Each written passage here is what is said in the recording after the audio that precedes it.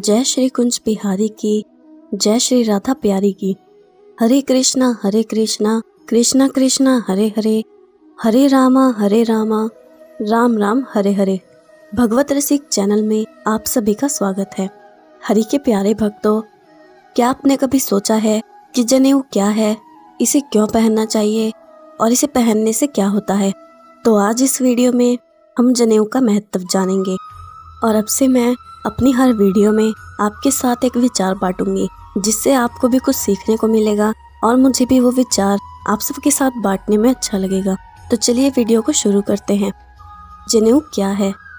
आपने देखा होगा कि बहुत से लोग बाएं कंधे से दाएं भुजा की ओर एक कच्चा धागा लपेटे रहते हैं। इस धागे को ही जनेऊ कहते हैं। जनेऊ 3 धागों वाला एक सूत्र होता है। जनेऊ को संस्कृत भाषा में यज्ञोपवीत कहा जाता है। यह सूत से बना पवित्र धागा होता है, जिसे व्यक्ति बाएं कंधे के ऊपर तथा दाईं भुजा के नीचे पहनता है। इसे गले में इस तरह से डाला जाता है कि वह बाएं कंधे के ऊपर रहे। अब 3 सूत्र ही क्यों होने चाहिए? जनेऊ में मुख्य रूप से 3 धागे होते हैं। यह 3 सूत्र देव ऋण, पितृ ऋण और ऋषि ऋण के प्रतीक होते हैं और यह सत्व, रज और तम का प्रतीक है। यही गायत्री मंत्र में 3 चरणों का प्रतीक है। यह 3 आश्रमों का भी प्रतीक है। संन्यास आश्रम में यज्ञोपवीत को उतार दिया है। 9 तार ही क्यों होते हैं? यज्ञोपवीत के एक एक तार में 3-3 तार होते हैं। इस तरह कुल तारों की संख्या 9 होती है। 1 मुख, 2 नासिका, 2 आँख, 2 कान, मल और मूत्र के 2 द्वार मिलाकर कुल 9 होते हैं। अब 5 गांठ ही क्यों? यज्ञोपवीत में 5 गांठ लगाई जाती है, जो ब्रह्मा, धर्म, अर्थ, काम और मोक्ष का प्रतीक है। यह 5 यज्ञों, 5 ज्ञानेंद्रियों और 5 कर्मों का भी प्रतीक है। वैदिक धर्म में प्रत्येक आर्य का कर्तव्य है जनेऊ पहनना और उसके नियमों का पालन करना। प्रत्येक आर्य जनेऊ पहन सकता है, पर उसे उसके नियमों का पालन करना होगा। जनेऊ की लंबाई कितनी होनी चाहिए? यज्ञोपवीत की लंबाई 96 उंगलियों की होती है। इसका मतलब यह है कि जनेऊ धारण करने वाले को 64 कलाओं और 32 विद्याओं को सीखने का प्रयास करना चाहिए। 4 वेद, 4 उपवेद, 6 अंग, 6 दर्शन, 3 सूत्र ग्रंथ, 9 अरण्यक मिलाकर कुल 32 विद्याएं होती हैं। 64 कलाओं में वस्तु निर्माण, व्यंजन कला, चित्रकारी, साहित्य कला, दस्तकारी, भाषा, यंत्र निर्माण, सिलाई, कढ़ाई, बुनाई, आभूषण निर्माण, कृषि ज्ञान आदि होते हैं। इसलिए जनेऊ पहनने से इंसान के बल और तेज में वृद्धि होती है। अब तो रिसर्च में मेडिकल साइंस ने भी ये पाया है कि जनेऊ पहनने वालों को हृदय रोग और ब्लड प्रेशर की आशंका अन्य लोगों के मुकाबले कम होती है। जनेऊ शरीर में खून के प्रवाह को भी कंट्रोल करने में मददगार होता है। कान पर रोज जनेऊ रखने और कसने से स्मरण शक्ति में भी सुधार आते हैं। तो ये है जनेऊ का महत्व। अब हम श्री कृष्ण के एक भक्त की कथा सुनेंगे। श्री माधवदास जी के सुपुत्र श्री भगवंत मुदित जी ने रसिक भक्तों से समर्थित तुलसी कंठी और तिलक धारण कर अपने इष्ट देव श्री राधा कृष्ण की नित्य नियम से सेवा की तथा उदार भगवान के परमोद्वार सुयश का अपनी वाणी से वर्णन करके उसके रस का स्वादन किया। श्री राधा कृष्ण की नित्य निकुंज लीला इनके हृदय में हमेशा प्रकाशित रहती थी। श्री राधा कृष्ण का जो आपस में सहज स्नेह और प्रीति की जो अंतिम सीमा है, उससे श्री भगवत मुदित जी का हृदय प्रकाशित था। अनन्य भाव से सेवा की जो रस्मई रीति है, उसे श्री भगवत मुदित जी ने उत्तम से उत्तम मार्ग मानकर अपनाया है और वो उसी पर चले।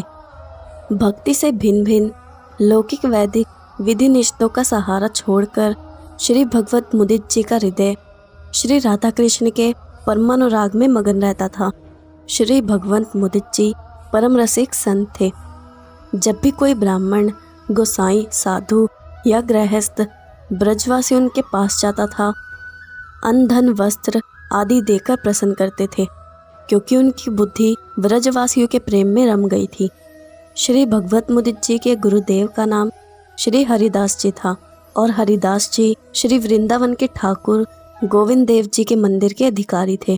उन्होंने ब्रजवासियों के मुख से श्री भगवत मुदित जी की बड़ी प्रशंसा सुनी थी, तो उनके मन में आया कि हम भी आगरा जाकर अपने शिष्य की भक्ति देखें।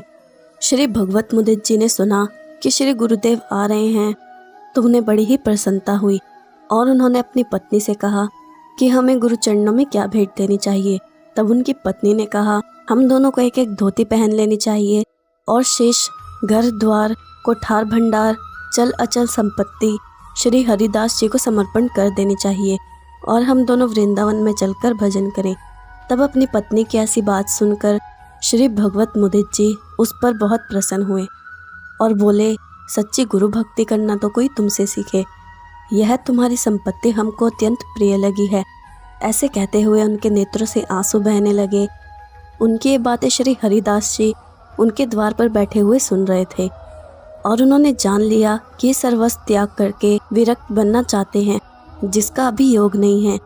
इसलिए श्री हरिदास जी बिना भगवत मुदित जी से मिले ही लौटकर श्री वृंदावन को चले गए और इनके प्रेम भरे त्याग पर प्रसन्न होकर बहुत ही संतुष्ट हुए। श्री भगवत मुदित जी को जब यह मालूम हुआ कि श्री गुरुदेव आए और वापस चले गए तो उनका उत्साह नष्ट हो गया और उनके हृदय में अपार पश्चाताप हुआ। फिर उन्होंने गुरुदेव के दर्शन करने का विचार किया और वो भी श्री वृंदावन आए और उन्होंने श्री हरिदास जी के दर्शन किए और उन्होंने बहुत से लीला पदों की रचना की और उनका रसिक अनन्य भक्तमाल ग्रंथ बहुत प्रसिद्ध हुआ। और फिर वो गुरुदेव से आज्ञा लेकर आगरा को लौट गए, क्योंकि उनका मन भगवान की भक्ति में लीन था और आंखों में श्री वृंदावन और राधा कृष्ण समाये हुए थे। पर वो बड़े ही भाग्यशाली और प्रेमी संत थे और संसार में उनका श्री राधा कृष्ण से जो प्रेम था वो बहुत प्रसिद्ध था। और श्री भगवत मुदित जी के पिता श्री माधवदास जी भी श्री राधा कृष्ण के बहुत बड़े भक्त थे।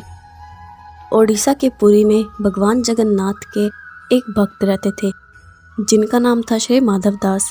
श्री माधव यहाँ अकेले ही रहते थे और उन्हें संसार से कोई लेना देना नहीं था। वे अकेले बैठे बैठे प्रभु जगन्नाथ का भजन किया करते थे। नित्य प्रति श्री जगन्नाथ प्रभु के दर्शन करते, उन्हीं को अपना सखा मानते थे और प्रभु के साथ खेलते थे। इतना ही नहीं, प्रभु भी अपने परम भक्त श्री माधव के साथ अनेक लीलाएं किया करते थे। प्रभु इनको चोरी करना भी सिखाते थे। एक बार माधवदास जी उल्टी और दस्त से पीड़ित हो गए। वे इस रोग के कारण बहुत दुर्लभ हो गए थे और उन्हें उठने बैठने में भी तकलीफ होती थी। अपनी क्षमता के अनुसार वे अपने सभी कार्य स्वयं ही करते थे और किसी भी अन्य व्यक्ति से मदद नहीं लेते थे। जब कोई उनसे कहता था कि महाराज जी हम आपकी सेवा कर देते हैं, तो वे कहते थे कि नहीं, मेरे तो एक जगन्नाथ ही हैं, वही मेरी रक्षा करेंगे।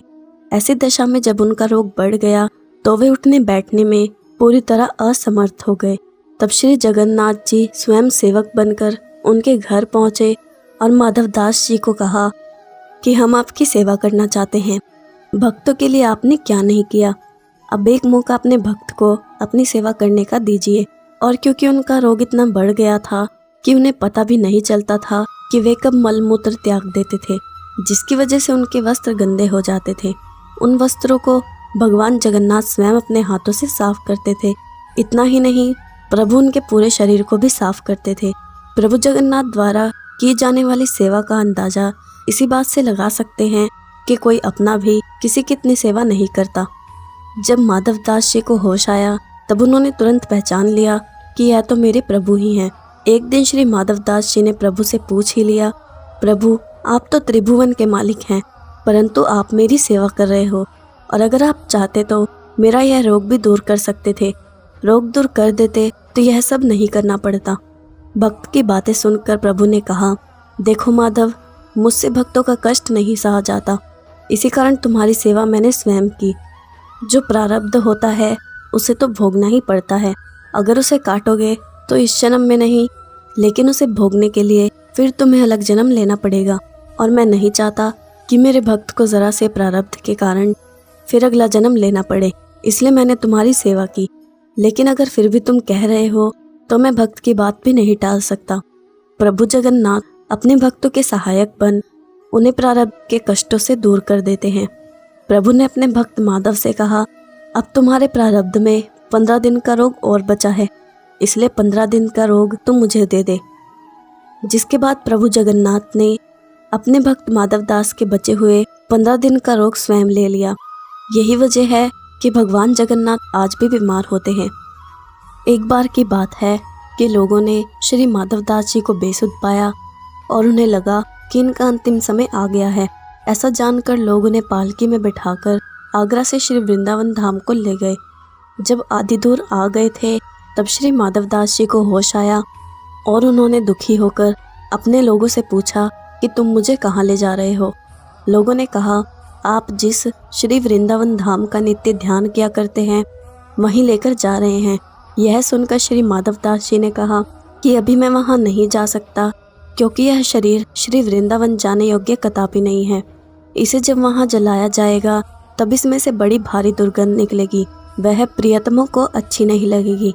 प्रियतमों के पास जाने योग्य जो होगा वह अपने आप उसके पास चला जाएगा।